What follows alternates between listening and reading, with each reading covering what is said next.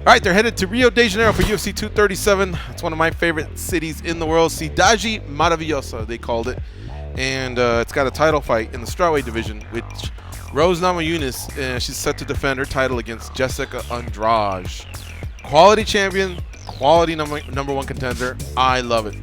The number one contender is so quality that she's actually the favorite here at about minus 120, 130, somewhere around there. Rose Namajunas is about plus 105, plus 110. I could see this getting closer because the trend is going on. Some money coming in a little bit on Rose Namajunas. So Andrade opened up as a bigger favorite, but not much. This is pretty bizarre to see it like that. Usually the champ is the favorite, but let's start off with Goes on this one. Goes, what's the deal here? Who do you like? I think the whole thing is odd, right? She's defending her title in Brazil. Yeah. That's a company woman. Off of the comments that she really hasn't recovered very well from that bus incident. There's just a lot. And on the other side, you have this tough girl in Jessica Andrade that does not stop. This is a very odd fight.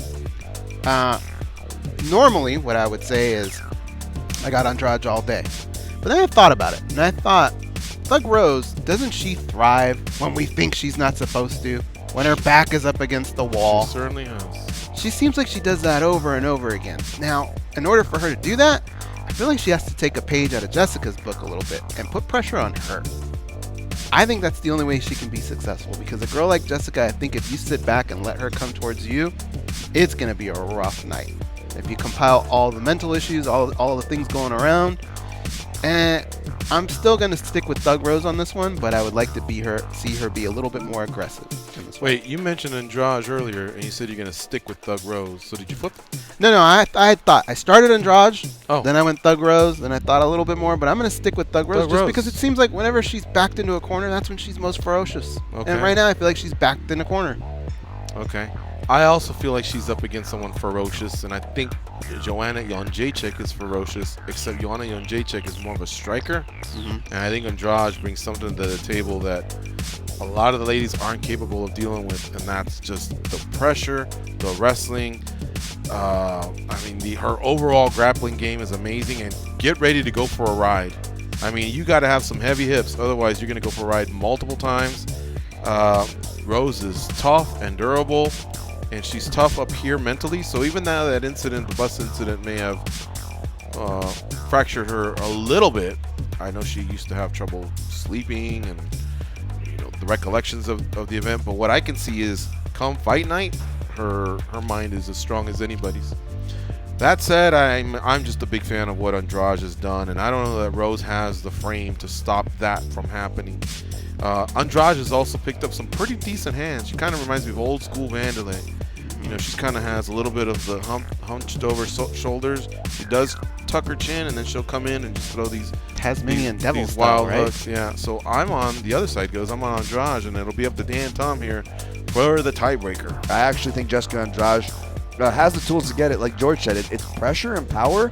And to me, not so much like a Vanderlei Silva. I always compare her to John Lineker in my breakdowns. I'm sure you'll see this breakdown attached below.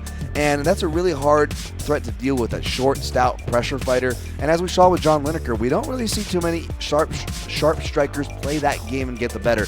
Even Corey Sandhagen, another Denver long, lanky striker. We could maybe compare her to Rose here.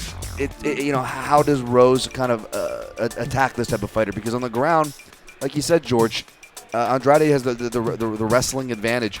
She definitely hoists people straight up into the air, but it's those scrambles that are going to make me curious. Not many people are getting takedowns on Andrade. That's something I was really looking for. The only person to take her down, or at least be credited with takedowns since she's dropped down to strawweight, is Tisha Torres. She's credited with 2, but you can watch that fight. You really can't find those 2 takedowns or much success she had when she engaged in grappling. So in other words, a strawweight, out grappling Andrade is going to be a problem. But look for this, guys. Look for this in the scrambles for Rose to possibly get her back. Rose Namajunas, dating back to her whole career all the way back to Invicta, undefeated if she gets the back mount just once in her fight. She doesn't have to finish him from there. But if she gets that back mount, she is undefeated.